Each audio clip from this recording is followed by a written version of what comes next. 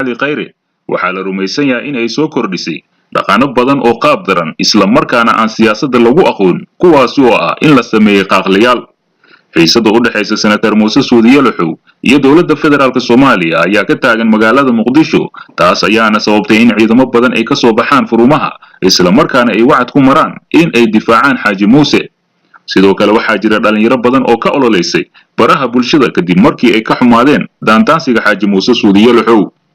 awooddaas ay u babaacdhigi weysay filla Soomaaliya ayaa waxa ay ku khasabtay in ay adeegsato naqshadeedii ahayd dacaayada iyo lacag bixinta waxaana talaabadaasi loo wakiishay saddex ruux oo kala ah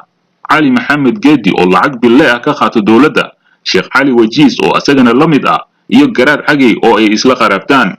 raggan ayaa loo dhiibay lacag badan waxaana lagu amray in ay faafiyaan dacaayad ka dhan ah Muuse Suudi isla markaana ay kala dilaan dadka u duwan difaaciisa isla markaana isugu jira ciidan iyo dad baraha bulshada ka dagaalamaya arrinkan oo ah mid mar walba laga filan karo madaxda qaranka ayaa aad loo leeyahay waxaana lagu tilmaamay fal dadnimo xumo